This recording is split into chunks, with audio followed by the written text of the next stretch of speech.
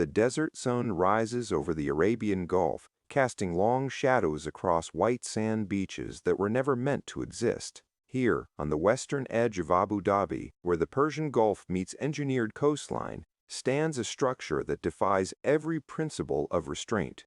114 domes, 1,000 crystal chandeliers, 40 tons of gold leaf pressed into ceilings, walls, and fixtures. A building so vast that its air conditioning system could cool a small city. This is not a hotel in any conventional sense.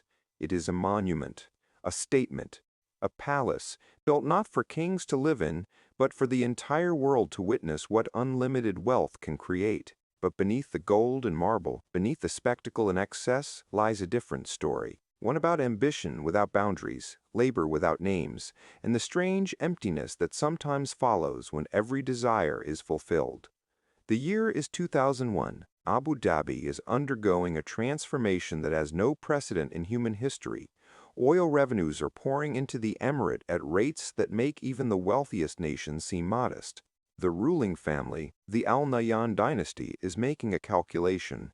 Oil will not last forever. The wealth must be converted into something else: infrastructure, tourism, global prestige. And so they commission a project that will announce to the world that Abu Dhabi has arrived, not as a regional power, but as a force that operates on a different scale entirely. The site chosen is pristine coastline, a kilometer of private beach.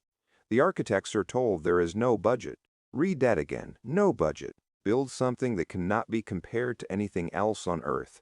The initial estimates suggest the project will cost $600 million. By the time construction begins, that number has quintupled.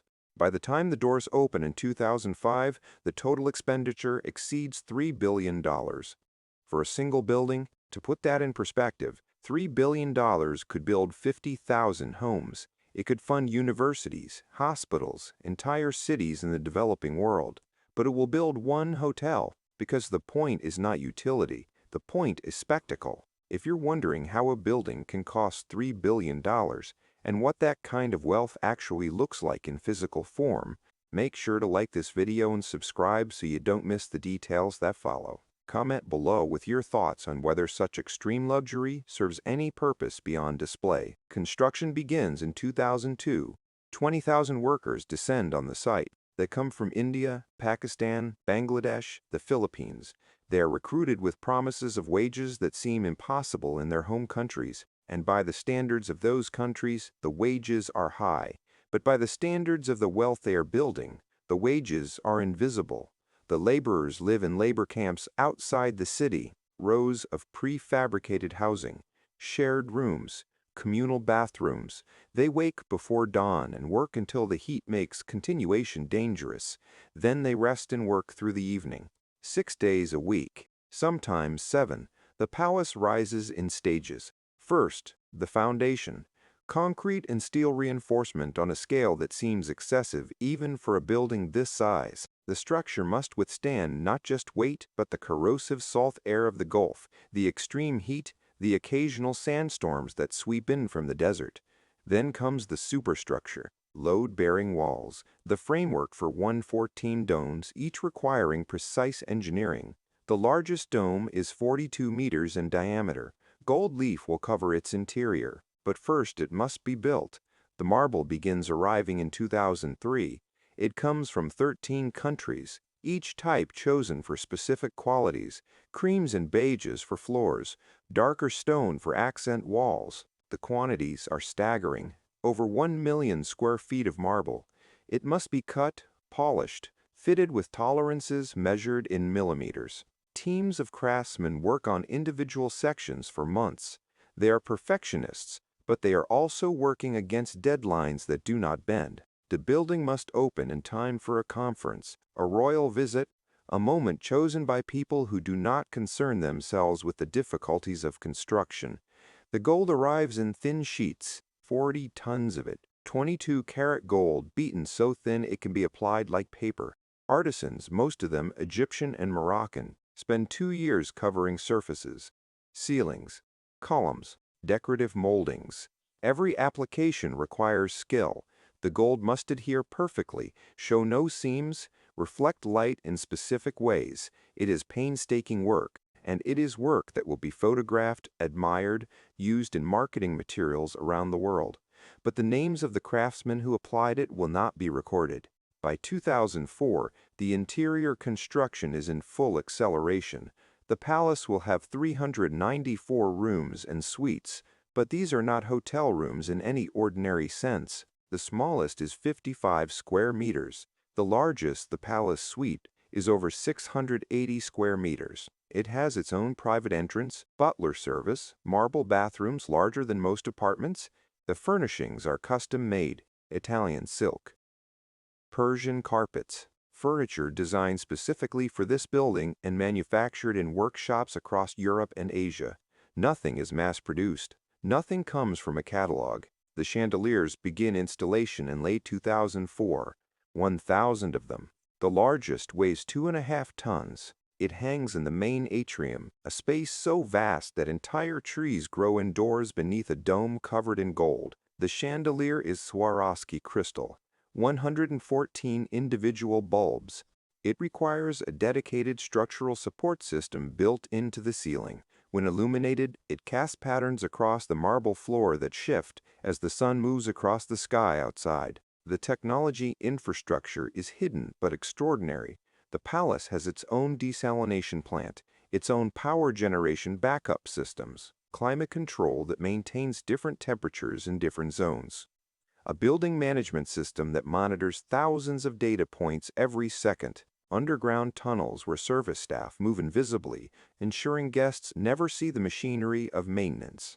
The illusion of effortless perfection requires an infrastructure of staggering complexity. The kitchens are built to serve 2,000 people simultaneously. There are 9 restaurants planned, each with its own cuisine, its own chef, its own identity.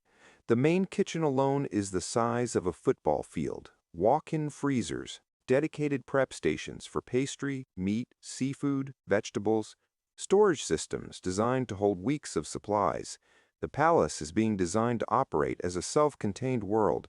Guests should never want for anything, should never have to leave, should exist in a bubble of luxury so complete that the outside world becomes irrelevant.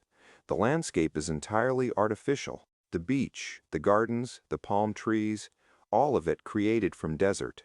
Soil is imported, irrigation systems laid beneath every planted area. The grass is a particular species chosen because it can survive in salt air and extreme heat with heavy watering.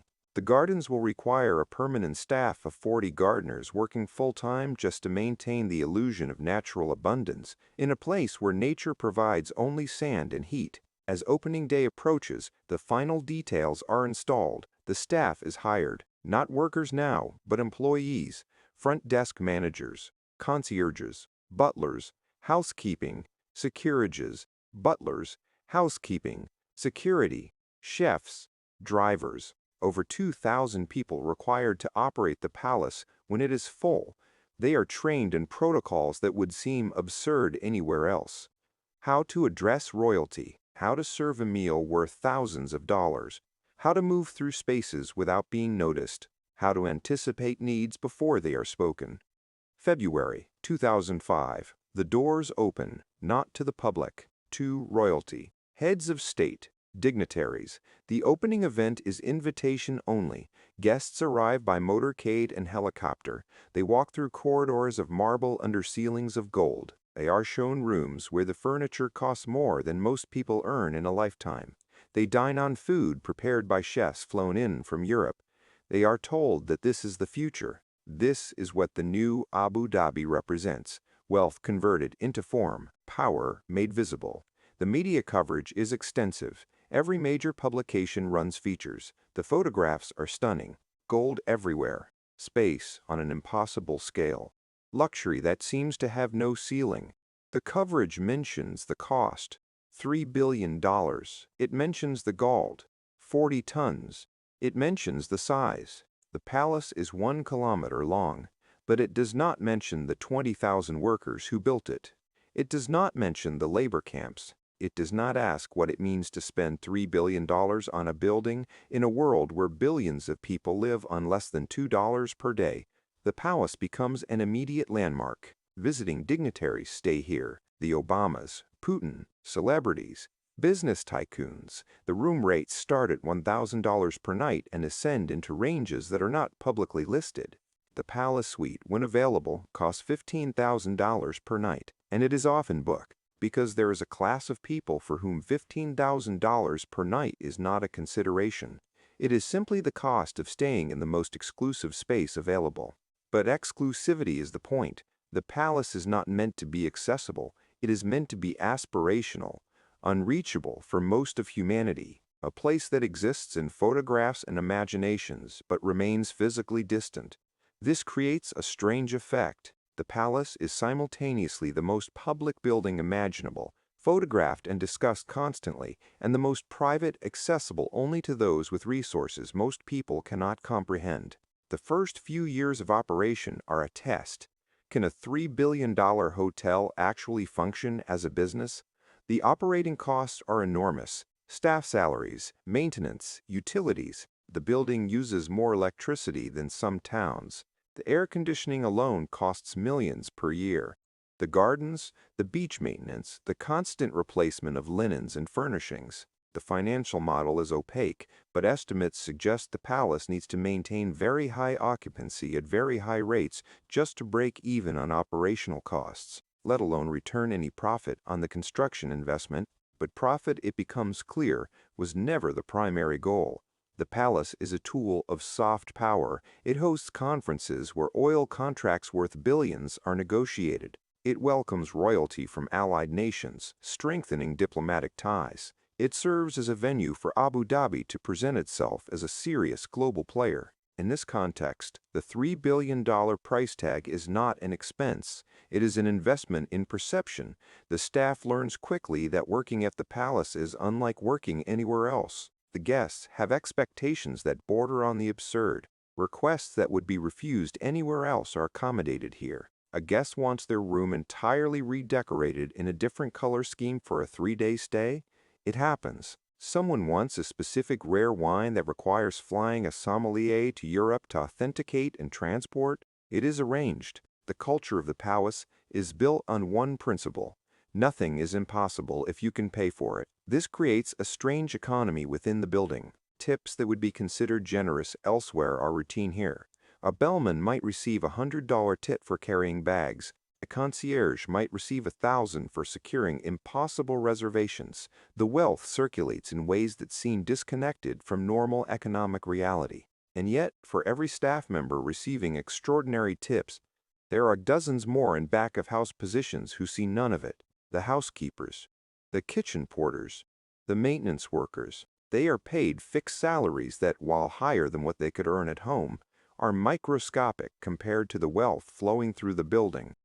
The palace develops a reputation. It becomes known not just as a hotel, but as a symbol of the Gulf oil states, of the transformation of the Middle East, of what happens when wealth accumulates without the constraints that limit it elsewhere. It appears in films, in music videos, in the aspirational content that fills social media. It becomes a bucket list destination, a place people dream of visiting once in their lives. But there is something hollow in all this magnificence. The palace is beautiful, undeniably. The craftsmanship is extraordinary. The scale is breathtaking. And yet it lacks something essential: warmth, history, the patina that comes from human use over generations. The palace is too perfect, too controlled. It feels less like a place people live and more like a stage set, a backdrop for a performance of wealth that never quite feels real. The workers who built the palace have mostly returned home. They sent money back to their families for 3 years, 4 years, however long the construction lasted. They helped build something that will stand for generations, but their names are not recorded anywhere. There are no plaques acknowledging their labor. No memorial to the man who fell from scaffolding in 2003 and died because safety protocols were inconsistent. No record of the crew that worked 16-hour days in 120-degree heat to meet a deadline. The palace exists as if it materialized spontaneously, a gift from the desert rather than the product of human toil. This erasure is not unique to the palace. It is characteristic of how extreme wealth operates. the labor that creates it is invisible. The craftsmen, the engineers, the workers who actually built the thing become footnotes or disappear entirely.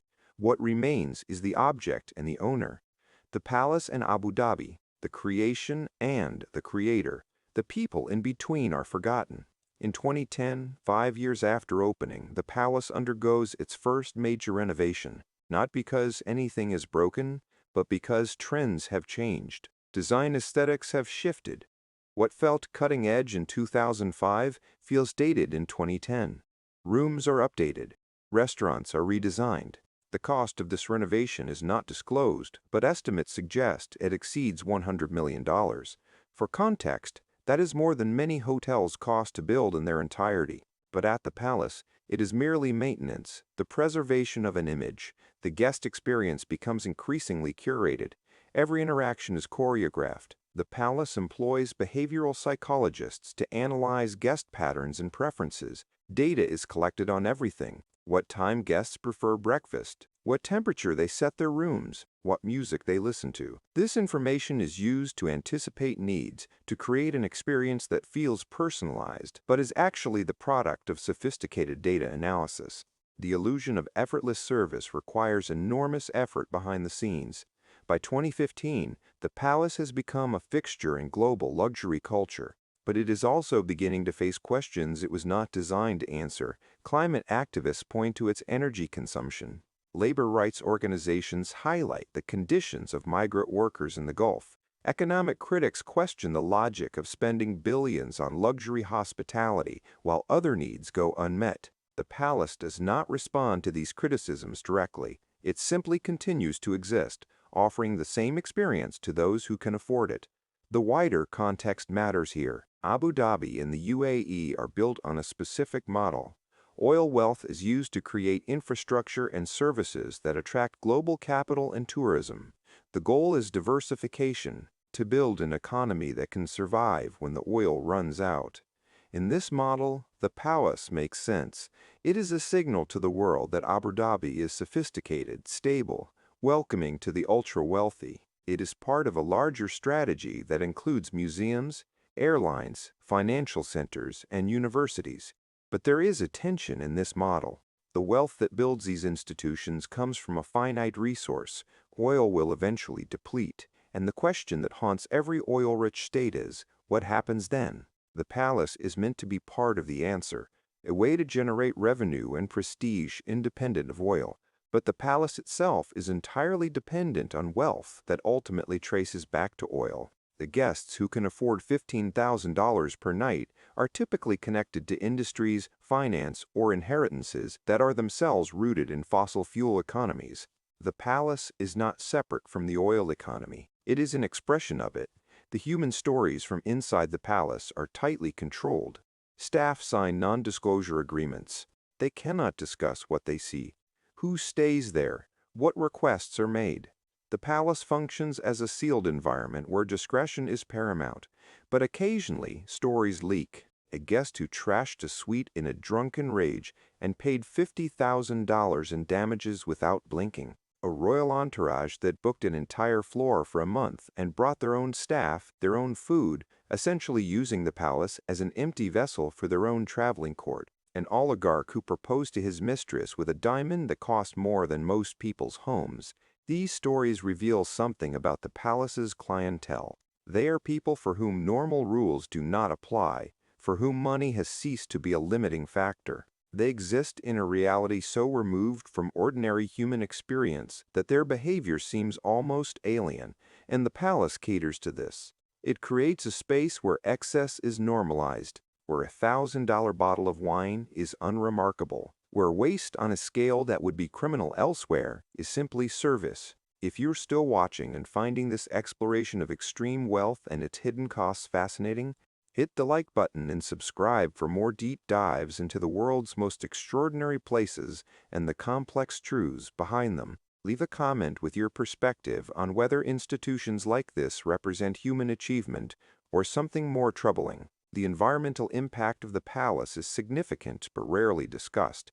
The energy required to cool a building of this size in the Gulf climate is enormous. The water required for the gardens, the beach, the pools, comes from desalination, an energy-intensive process. The waste generated by a luxury hotel, where food is prepared in excess to ensure availability and then discarded, where linens are replaced after single use, where every amenity is disposable, is substantial.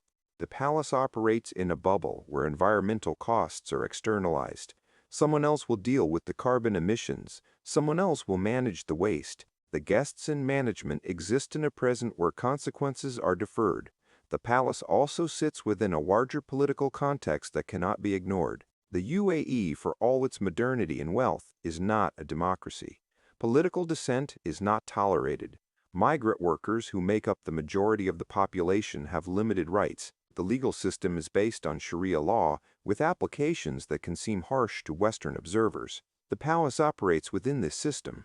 It benefits from the stability that authoritarian governance provides, the lack of labor organizing, the absence of political protests, the certainty that comes from concentrated power. This creates an ethical complexity for those who visit. Staying at the palace means implicitly accepting the political and social structures that make it possible. It means participating in an economy built on hierarchies that many would find troubling if examined closely, but most guests do not examine closely. They experience the luxury, the service, the beauty, and they leave. The larger questions remain unasked. By 2020, the palace has been operating for 15 years. It has hosted thousands of guests. It has generated billions in economic activity. It has employed thousands of people. By any conventional measure, it is a success. But success measured how? If the goal was to make money, the $3 billion construction cost suggests it may never truly be profitable in a traditional sense. If the goal was prestige, it has certainly achieved that. If the goal was to demonstrate that Abu Dhabi could build something world-class, mission accomplished. But there is another way to measure success. By the lives touched, by the workers who built it and whether they were treated fairly, by the environmental sustainability, by whether it contributes to human flourishing, or merely to the concentration of luxury in the hands of the few. By these measures, the palace is more ambiguous. The COVID-19 pandemic in 2020 brings an unprecedented challenge. The palace closes. For the first time since opening, the doors are locked. The staff is furloughed or laid off. The building sits empty, the chandeliers unlit, the marble halls silent. It is a strange reversal. This monument to perpetual activity, to constant service, becomes a ghost palace. And in that emptiness, a truth becomes visible. The palace needs people more than people need the palace. Without guests, it is just a building. Expensive to maintain, purposeless. The closure lasts months. When the palace reopens in late 2020, it is to a changed world. International travel is restricted. The ultra-wealthy are more cautious. The occupancy rates that have been consistent for 15 years drop significantly. The palace adapts, offering local packages trying to attract regional guests. But the fundamental model, built on international luxury tourism, is disrupted. The pandemic also exposes the fragility of the migrant worker system. Workers who lose their jobs often cannot return home due to travel restrictions. They are stranded, sometimes without pay, in a country where they have no citizenship rights. The palace, like other employers in the UAE, faces criticism for how it handles staff during the crisis. Some workers are retained and paid. Others are dismissed with minimal notice or compensation. The lack of transparency makes it difficult to assess individual situations, but the broader pattern is clear. When crisis comes, the most vulnerable bear the greatest cost. By 2022, the palace has recovered much of its pre-pandemic business. The ultra-wealthy, it turns out, were only briefly deterred. The occupancy rates climb back toward historical norms. The palace announces new renovations, new amenities, a spa expansion, additional dining options. The perpetual cycle of luxury renewal continues, but something has shifted in the public discourse. There is less uncritical celebration of extreme wealth, more questions about inequality, sustainability, and the systems that enable palaces to exist while others struggle. The palace itself remains unchanged in its essential character. It is still gold and marble, still 1,000 chandeliers, still 40 tons of gold leaf. Still $3 billion made physical, but the context around it has evolved. What once seemed like pure aspiration now seems more complicated, a symbol not just of achievement but of imbalance, of a world where resources are distributed so unevenly that one building can cost enough to transform the lives of millions. There are defenders of the palace. They argue it creates jobs, that it attracts tourism that benefits the broader economy, that it showcases what human beings can achieve when resources and ambition align, that beauty and craftsmanship have value independent of cost. These arguments are not without merit. The palace does employ thousands. It has trained workers in skills they carry elsewhere. It has contributed to Abu Dhabi's transformation from a regional backwater to a global city. But these defenses do not address the fundamental questions. Is this the best use of $3 billion? Could those resources have created more value, more human flourishing, if deployed differently? The palace represents a choice about priorities, about what matters, about who matters, and that choice is not morally neutral. The palace will likely stand for generations. The construction is solid. The maintenance is meticulous. Barring catastrophe, it will remain a landmark of Abu Dhabi for the foreseeable future. But what will it represent to future generations? Will it be seen as a testament to human achievement or as a monument to an era of grotesque inequality? Will it be preserved as heritage or viewed with embarrassment? These questions cannot be answered yet. The palace exists in a present where it is still relevant, still functional, still serving its purpose. But history is long. The Vanderbilts built their mansions believing they would last forever as private homes. They lasted a few decades. The palaces of European monarchies were built to last eternally. Many became museums or government buildings. The pyramids of Egypt were meant as eternal tombs. They became tourist attractions. The purpose of grand buildings changes as the societies around them evolve. What seems certain is that the palace represents a peak, a high-water mark of a particular kind of wealth, and the willingness to display it without reservation. Future generations, dealing with climate change, resource scarcity, and the consequences of current economic models, may not build palaces like this. They may not be able to. They may not want to. The palace may come to be seen as a relic of an age when certain people believed that wealth alone justified any expenditure, any excess, any monument to power. There is a photograph of the palace at night. The domes are illuminated from within, glowing gold against the dark sky. The palm trees are lit from below. The beach is pristine and empty. It is breathtakingly beautiful. It looks like something from a fantasy, and in a way it is. It is a fantasy made real through money. But fantasies do not address hunger. They do not solve inequality. They do not prepare societies for challenges ahead. They are escapes. Beautiful, seductive escapes. But escapes nonetheless. The workers who built the palace are in their home countries now, in India, in Bangladesh, in the Philippines. Some use the money they earn to improve their families' lives, to build modest homes, to send children to school. Others found that the wages, which seemed substantial when earned, disappeared quickly when spent. They are older now. Their bodies carry the wear of the labor they performed. When they tell their children or grandchildren that they helped build the palace, that they laid marble or applied gold, there is pride. They created something significant, something that will outlast them. But there is also an absence in those stories, an absence of recognition.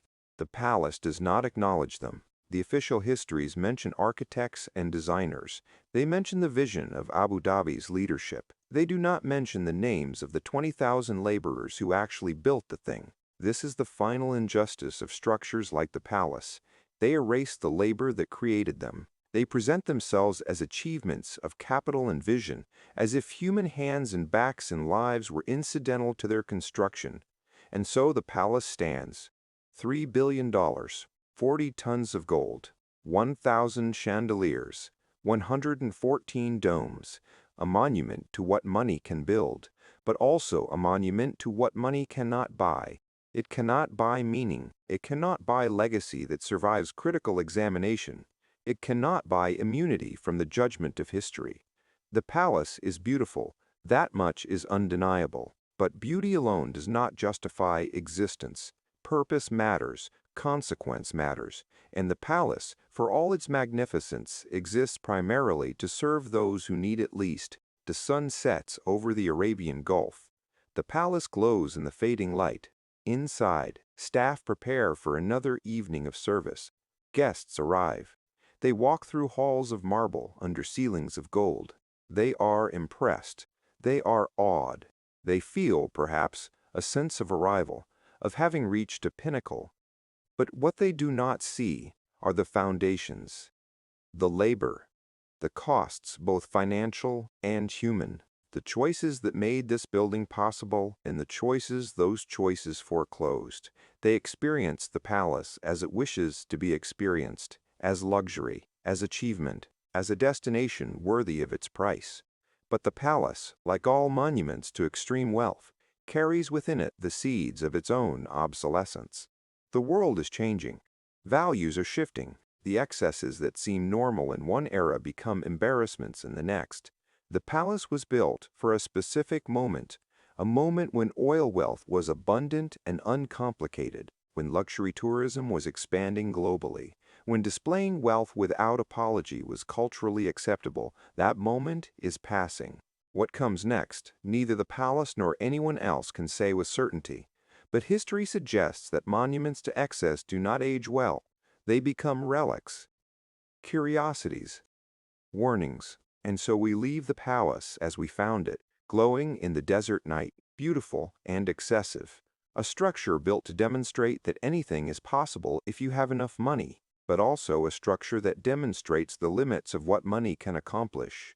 It can build palaces. It cannot build meaning. It can create luxury. It cannot create purpose. It can display wealth. It cannot justify inequality. The palace stands, but standing is not the same as enduring, and enduring is not the same as mattering. The final test of the palace will not be how many guests it hosts or how much revenue it generates. It will be what it represents when the oil is gone, when the current economic order has shifted, when future generations look back and ask, what were they thinking? And the palace, silent and golden, will have no answer.